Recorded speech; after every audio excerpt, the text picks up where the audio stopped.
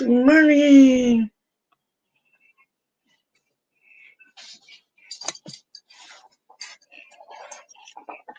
Can't see through my glasses.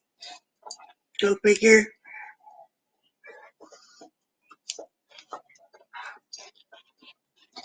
Good morning, Facebook. Good morning, YouTube. Good morning, sis.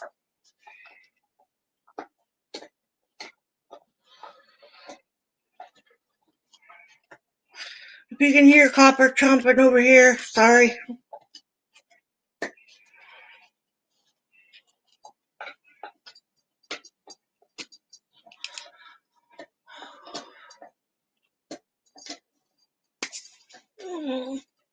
Oh, I'm tired. Too low FPS.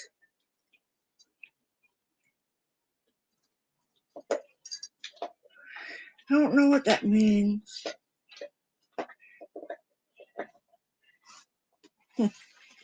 Anyway. Good morning, good morning.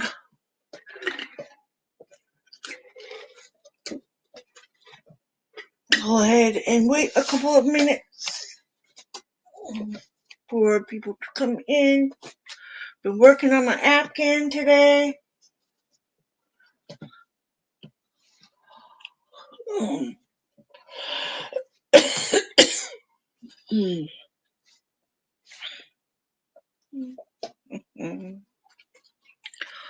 Let my brain know I am live.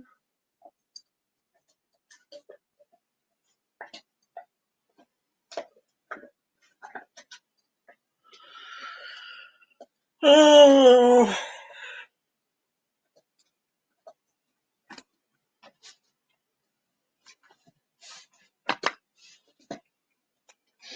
No, what's that button? Oh.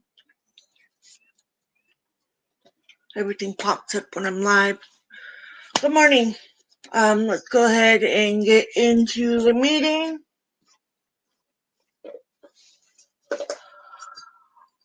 I'm Sandra and I'm an alcoholic.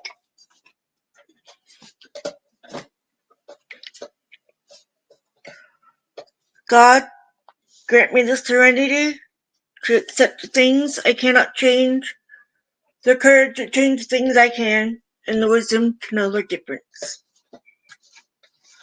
So, I do want to say please don't judge anyone in the comments or in the chat. I do these meetings for the sole purpose of helping other alcoholics or their family or friend that they want to help, but just don't know where to start.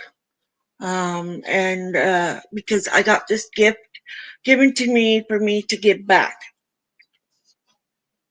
and that's sobriety. So please be kind to each other if you're in the chat.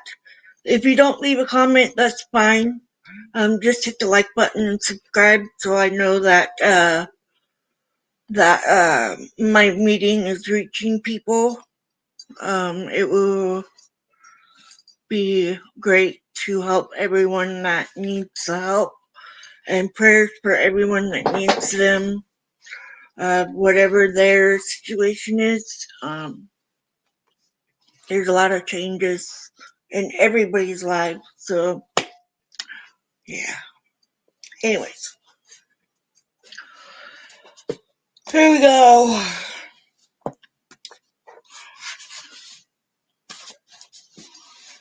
Sorry guys, I've been up since 2:30 this morning and I couldn't sleep. My knee was driving me crazy. Step one, we admitted we were powerless over alcohol, that our lives had become unmanageable. 2, came to believe that a power greater than ourselves could restore us to sanity. 3, made a decision to turn our will and our lives over to the care of God as we understood Him. 4, made a searching and fearless moral inventory of ourselves.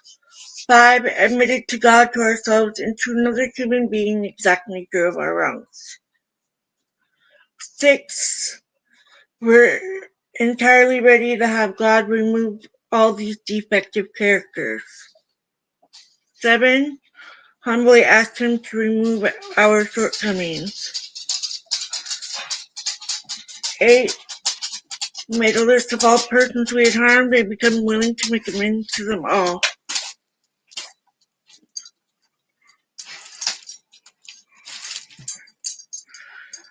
10.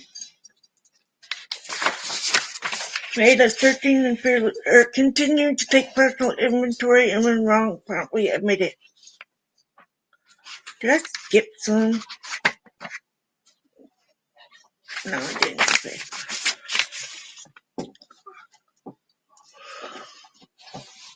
11. Sought through prayer and meditation to improve our conscious contact with God as we understood Him, praying only for knowledge of His will for us and the power to carry that out.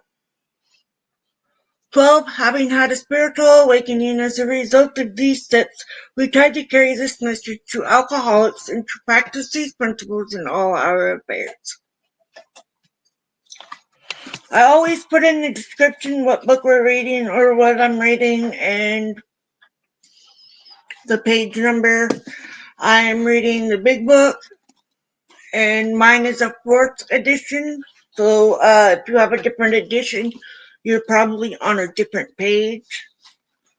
But I put the name of it also so that way you can know what we're reading about and you will know where to go.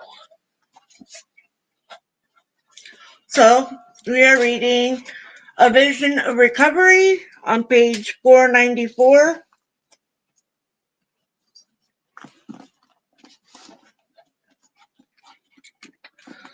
A feeble prayer forged a lasting connection with a higher power for this Micmac Indian.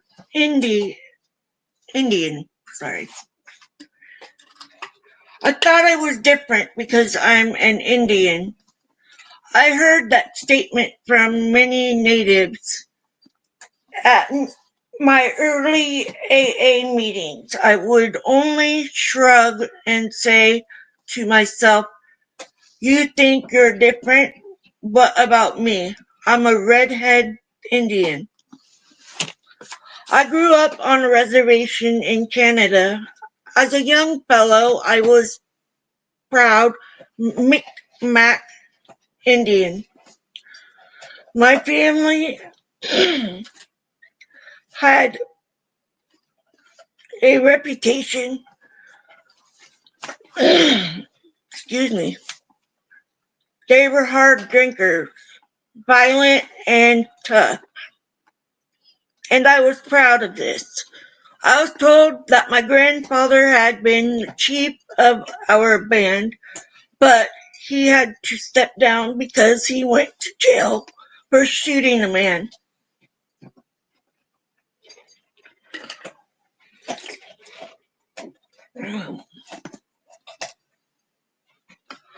Jail was almost a badge of honor in my family, or so it seemed to me. As a small boy, I remember standing on top of a case of beer. There were always lots around the house, saying to myself, "In a few years I will be this tall." There were times, though, when I witnessed my father's rages and I was full of fear. I swore that I would not be like him, but I didn't see that alcohol and the rages were related. I always thought I was different. On many occasions, I wished I had black hair like my friends. Micmac was the language in our home, but I would not speak it. All my family spoke Micmac, but when they spoke to me, I would answer in English. I believe I couldn't speak Micmac as well as my parents, so I resolved not to speak it at all. I was 10 years old when I had my first drink of alcohol. One New Year's Eve, I stole 2 glasses of vodka from my parents. I couldn't say that it did what it was supposed to do, for I got deathly sick, threw up, and had diarrhea. The next day, I was full of fear that my parents would find out. I learned my lesson for a while. A few years later, in junior high school, a few friends and I got a bottle of rum from a bootlegger. I got really drunk, and it was great. I remember having a feeling of complete freedom. I drank for the next 15 years. Drinking became a major part of my life, and I thought it was normal. Then came the violence, the fighting, the illegal acts, and the image of the tough guy. My family was proud of me, and some relatives would actually encourage me. I spent a number of years in and out of juvenile correction facilities, and after my 18th birthday, I began spending time in county jail. I actually got a high when I came home, knowing that my friends and relatives would respect me more because I had been in jail and was becoming a man.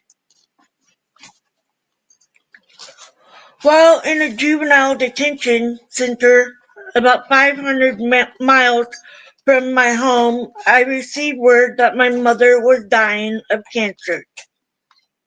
I was able to get a pass and return home to spend time with her. One evening, my family asked me if I would stay home with my mother and give her the medicine she was required to take. I'd already had a few drinks and was anxious to get out and party with my friends, but I reluctantly agreed to stay. Self-pity set in, and all I could think of was the good time I could have been having. I got very impatient with my mother, and when she refused to take her medicine, I almost forced it into her mouth. Then I left to join my friends. The next morning, I woke up in county jail, about 100 miles from home. I had attempted a break and enter, and was caught by the police. That very evening, as I sat in jail, my mother died. I was allowed out for the funeral, and I still recall how alone I felt. Even when I was with my family, I felt shame and remorse, and for years to come, I believed I was somehow responsible for my mother's death. This incident haunted me for years. Alcohol would take it away for a while, but the remorse always returned. I tried to comfort myself by saying that my lifestyle was a part of my destiny, just like many of my family members, but this did not remove the remorse.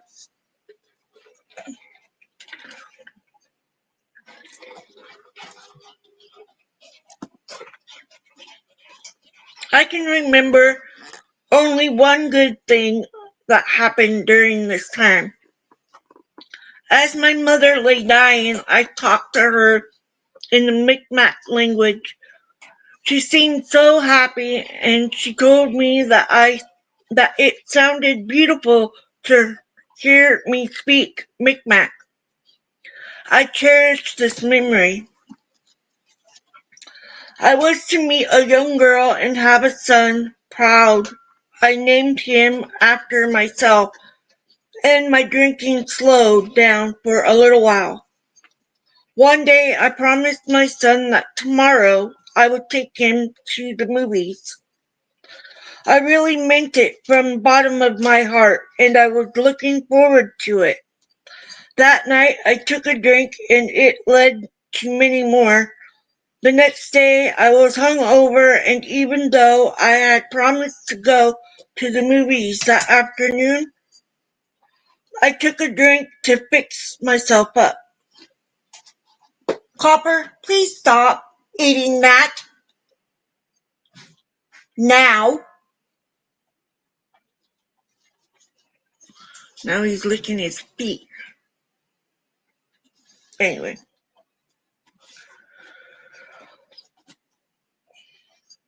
That drink was followed by many more, and I justified them by telling myself, my son is so young, he will never remember the movie.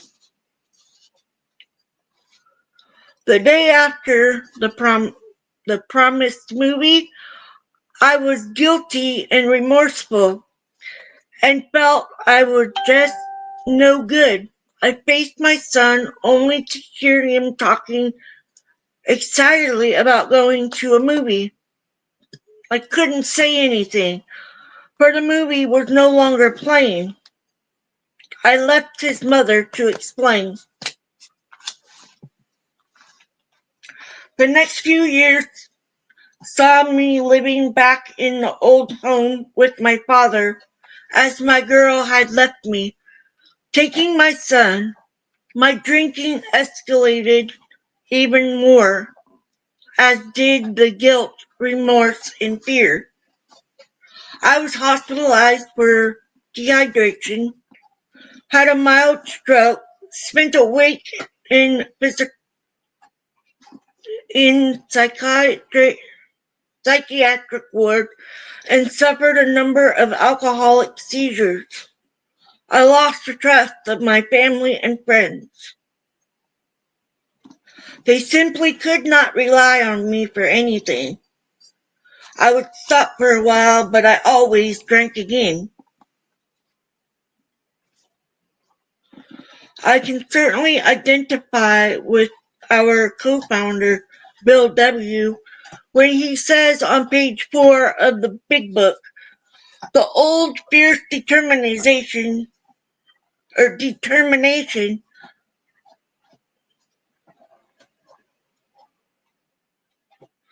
to win comeback. I would take a drink, and then I knew everything was going to be all right. I was going to clean up my act. Everything was going to change. You'll see. It didn't. Nothing changed. I tried so many ways of beating the game. I went to church and took a pledge. I went to a native sweat lodge. I would do something so I would be put in jail. I vowed to stay away from hard liquor. Nothing worked. Then came the pills to stop the shakes and get off the sauce for a while.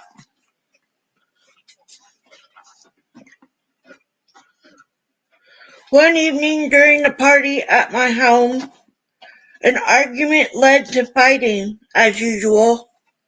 One of my brothers stabbed me in the back with a knife, and I fell to the floor unconscious.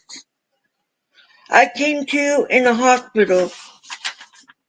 They told me that one lung had collapsed and they had a drain in my lung that came out the side of my body. The very next day, some friends came to visit me, bringing a bottle of liquor. I still had that pride. I was still the tough guy. I lay there in bed with tubes draining my lung and smoked cigarettes and drank liquor. Later in AA, I had the nerve to question step 2 and wonder why I had to be restored to sanity.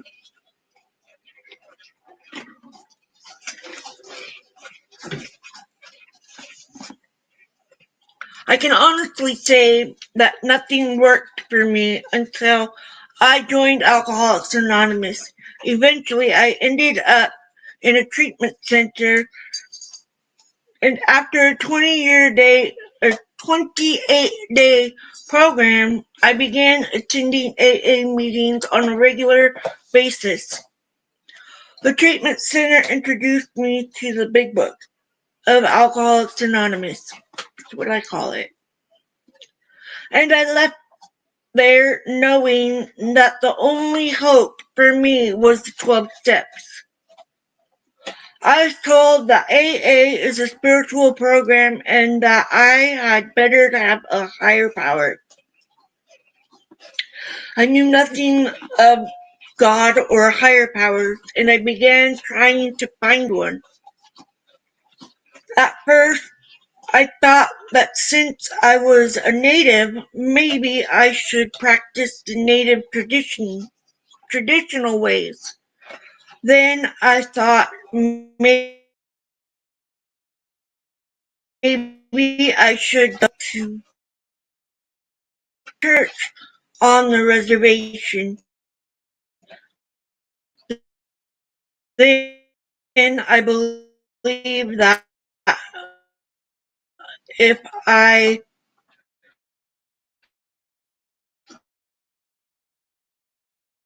went to enough AA meetings and just sat there, I would have a vision and achieve recovery. One day, I remember asked me if I that there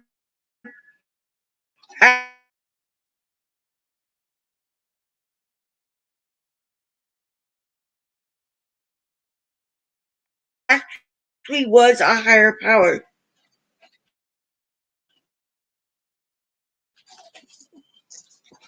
I did believe there was a God of some sort or another.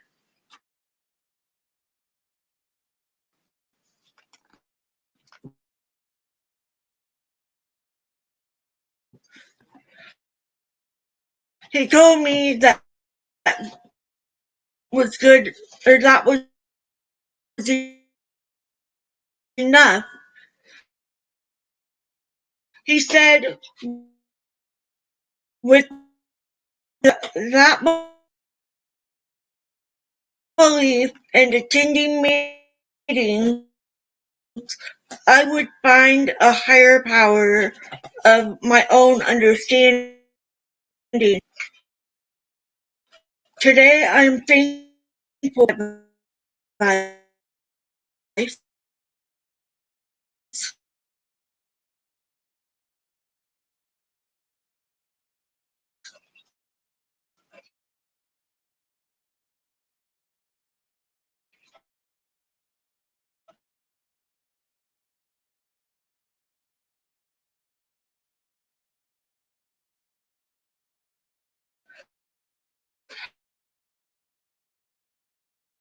After 3 months of AA, I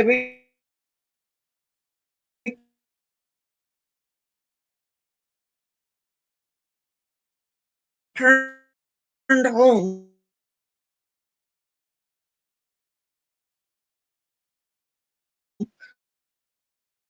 One evening after a meeting to hear the music and laughter of a party next door.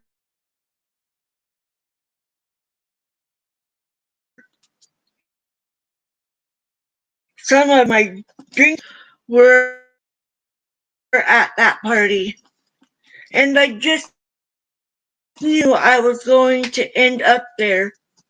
I did not want to drink, yet the party was like a magnet.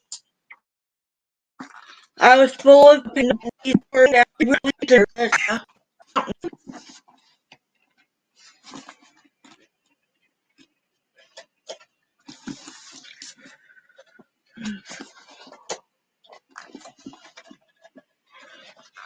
Thank you for letting me know, Lil.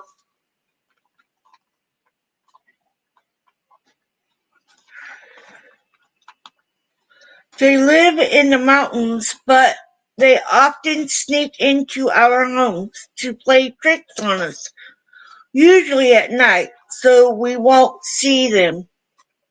When I noticed that chapter 4 of the Big Book, we agnostics had appeared to change, I told AA members that the Bhagavatas, I don't know how to pronounce that,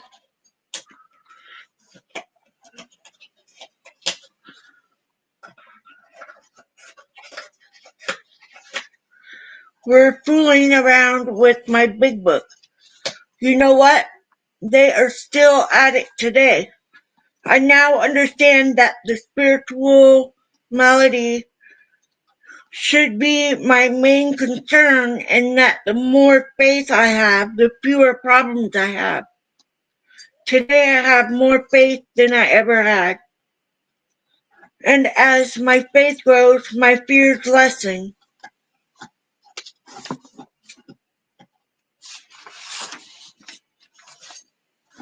For a guy who has spent years in jails, hospitals, psychiatric wards, a guy who just could not stop drinking, there was only one answer: Alcoholics Anonymous and 12 steps. I was very fortunate that I was steered in the right direction. A dramatic change has taken place in my life. Soon I hope to celebrate my 2nd anniversary of continuous sobriety.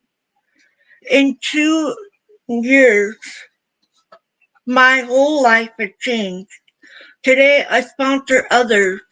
I understand the word compassion, and I feel it. I am working on step 8 at the present time, and I just know that more happiness is to come into my life as I trudge the road of happy destiny.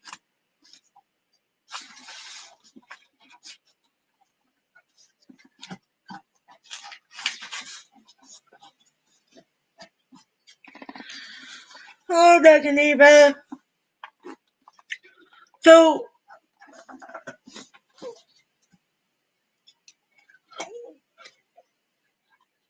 this is one book that a lot of us can relate to because of all these stories in it.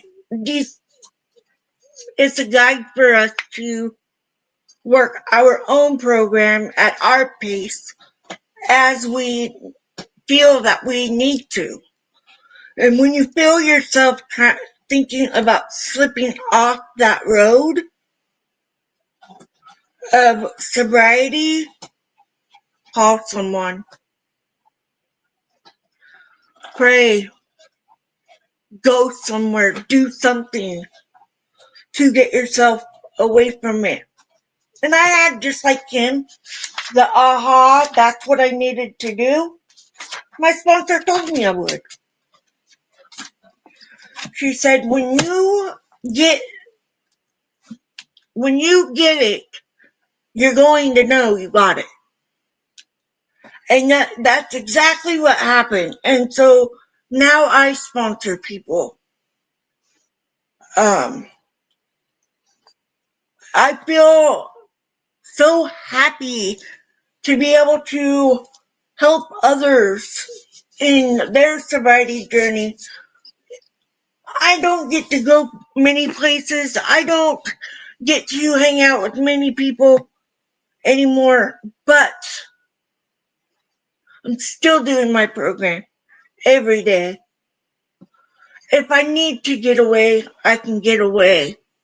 I can have that time for me to say, okay, I really need to process this and go through it and make sure that I am doing everything for myself on my journey.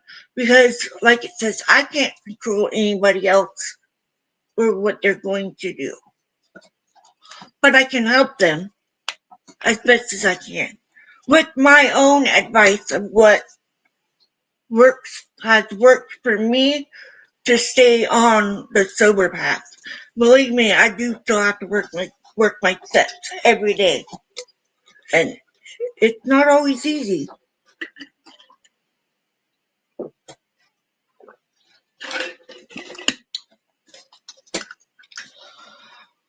I have to say, I grew up in a home where people drank.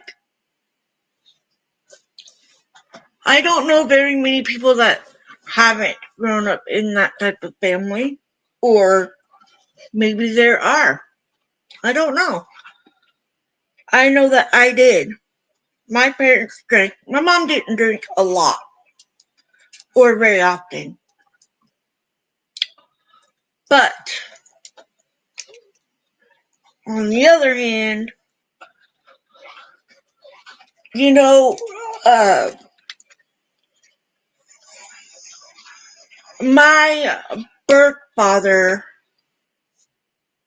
died still drinking.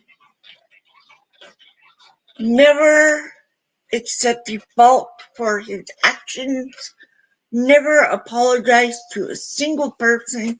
When he passed, he had absolutely nothing.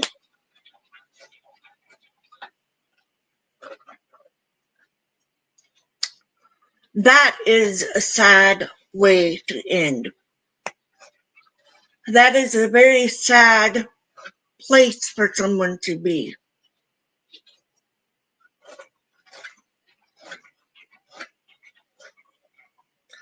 I was at my bottom. I've been there twice, and I don't plan to go again. Because being sober and being able to see clear. Hi, Riza. Good to see you. To see clear and understand why I'm feeling the way I do, I'd rather do that than to go drink myself to death. That was pretty lonely because I was the only one drinking. Unless if I told my sister and her husband to come over and have a few drinks with me, and or I'd come to their place and drink with them. And that always ended up in a fight and an argument.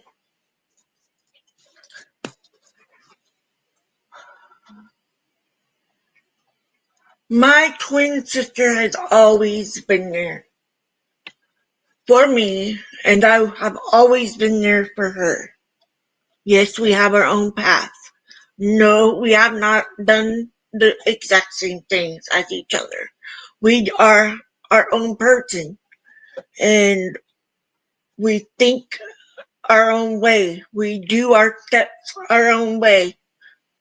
She started after I did. I'm still proud of her. And she will be sober for 10 years on July 19th.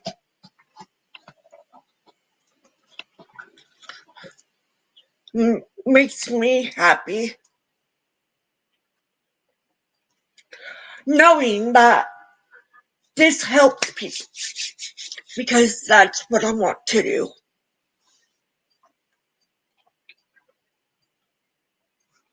I get emotional about it because I know there's people out there that are still suffering. I know that not everybody gets out. Not everybody makes it. Not everybody wants to or realizes that they can.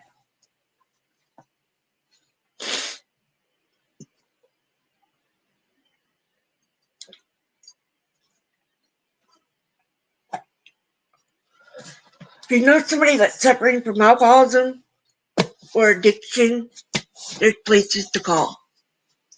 There's meetings, there's books, there's literature, there's everything. Everything you can think of.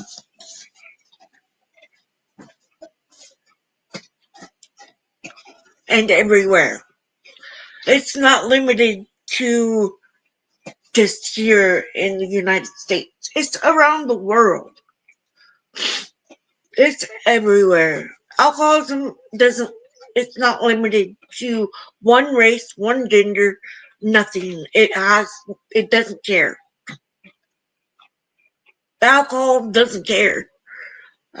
When you're in your alcoholic days, you don't care. You don't care about nothing. Believe me, I know. Because I didn't. I didn't care who I was bothering, what I was saying. I didn't care. I've changed a lot since then. Sobriety is number one for me. That comes first. If I feel like I'm going to go and do something stupid and take a drink, I'll go to a meeting. Believe me. And I know when I need to.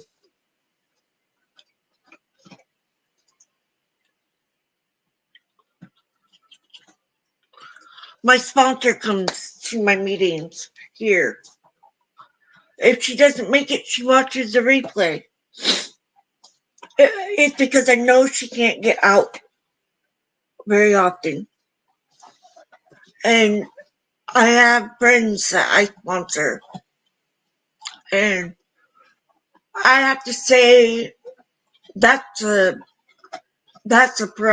proud thing for me, is being able to help others in sobriety and others knowing that they can rely on me to talk to, give suggestions to, relate to.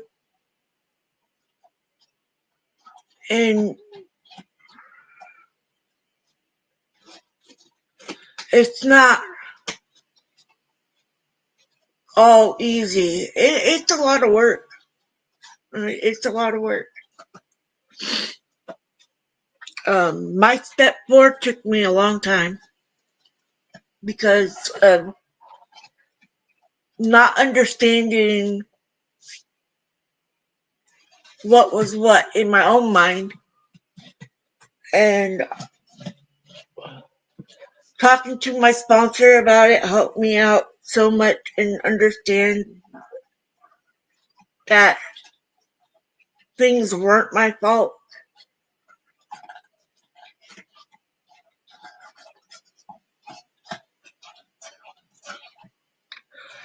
It's hard to feel sympathy for my father, but I do because I know he died still an alcoholic, still drinking, never quit. He didn't get sober. And it hurts because I know he could have. He didn't want to. He was running away from too many demons. That's sad. It's really sad.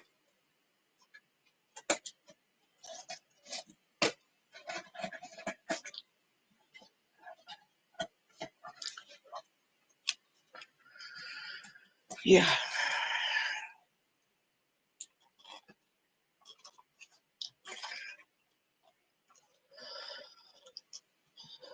I got that call. I need you to sign this so that way I can have him cremated.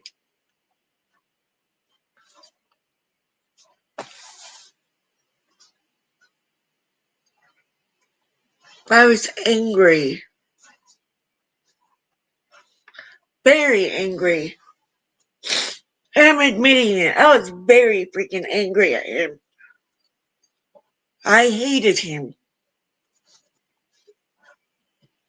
There's nothing I can do about it now other than move on and say, okay, he didn't admit it. He's never going to. He's, move on. We gotta go. Can't stay here, You gotta move on to something different. And I have my family, my true family. And friends who are my best friends. They know who they are. They're not in the chat, so I'm not saying their names. But sobriety is number one. And what I tell my sponsees always is if you cannot control yourself, you can't help anyone. If you cannot take care of yourself, you can't do that for anybody else. So you have to do you and make sure you are right before you do for someone else. Because you cannot tell somebody, oh, well, you have to do this, but you haven't done it. You have not taken those steps to do that. And I don't push my meetings on people. If people show up, they show up. Okay, great. And mine are online, and the purpose of doing that is because not everybody can get to a meeting. And sharing my story and letting people know that you're not alone. There's other people just like you. There are people that have gone into the rooms for AA and felt like I don't belong here, but they do. I was one of them. I was truly one of them. I went into my first meeting thinking there ain't no way that I'm going to sit through this meeting. I stayed at that meeting. That got me started on my AA. It took one friend asking me to go.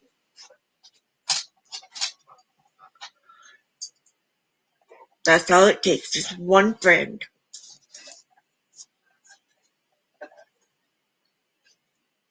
And it's worth it. All the tears that you're going to cry, all the confusion that you're going to feel, it's worth it. Believe me. I don't have the shakes anymore. When I first got sober on my own, man, I went through those. I went through that withdrawals from the alcohol. It's not fun. I did it on my own. So I know it's hard. It's really, really hard to do. But you can do it. You have to want it for the right reason. And that is for you. Not for someone else, not for another reason, but for you. Because without you, you can't do anything, right?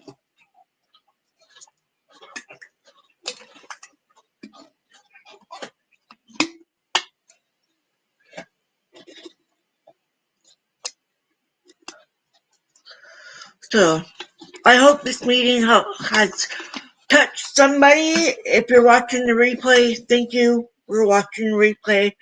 I hope it reaches you to the Alcoholics Who Suffer. And if you're a family friend or coworker or something of somebody that is having the same problem with alcohol, please mention AA. I can't force it on anybody. All I can do is say, hey, there's AA. There's help everywhere.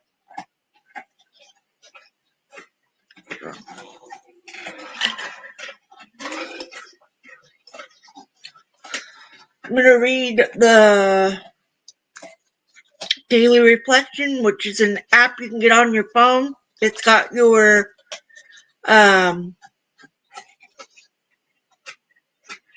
it's got the book on it. It's got the you can listen to the audio books, literature, pamphlets, online meeting finder, nightly review, gratitude list, all kinds of things that you can find. It also has your you've been sober for minus 10 years, 4 months, and 24 days.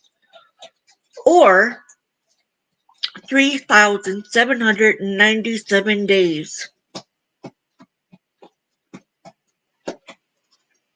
Pretty proud of that. So it is April 8th. And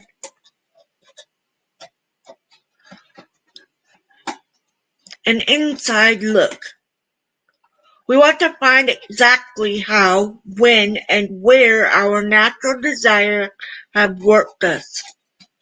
We wish to look squarely at the unhappiness this has caused others and ourselves.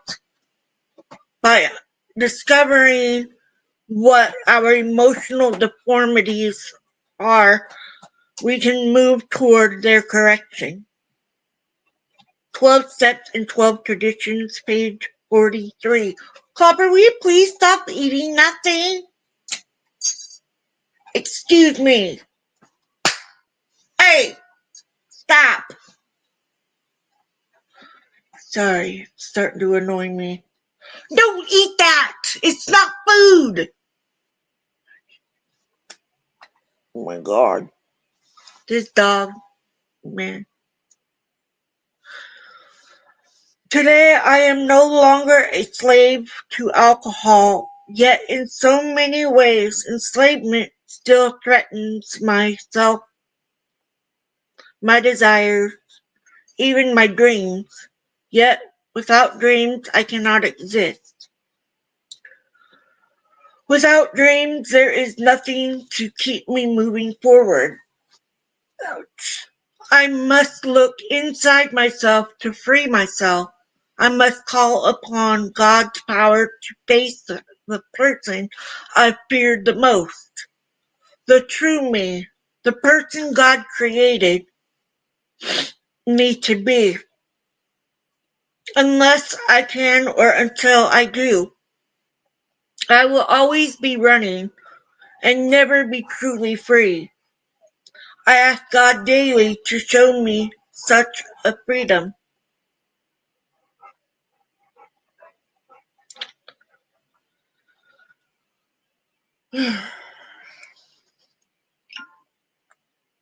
That's the daily reflection, guys.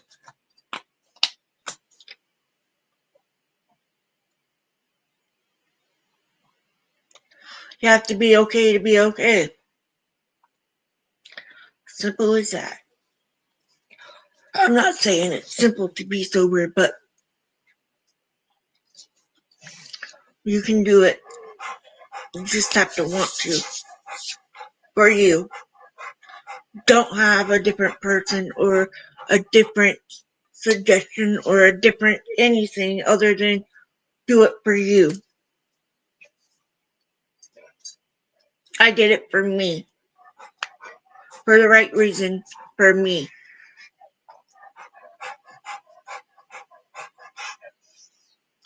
It's not going to be an easy road, but it's worth it.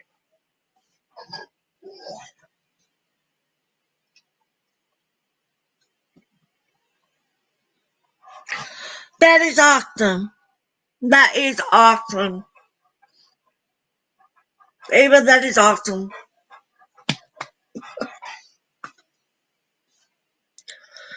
That is so good.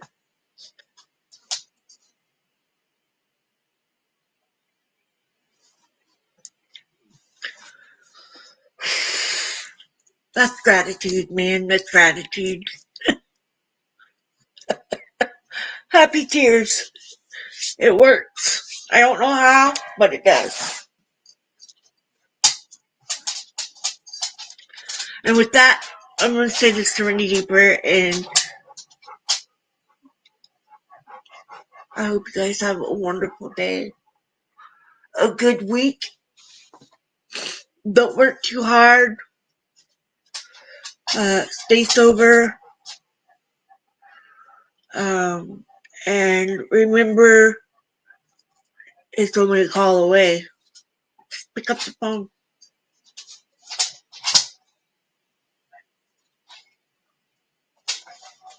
I love you guys. God, grant me the serenity to accept the things I cannot change, the courage to change the things I can, and the wisdom to know the difference. Keep coming back. It works if you work it. Love y'all.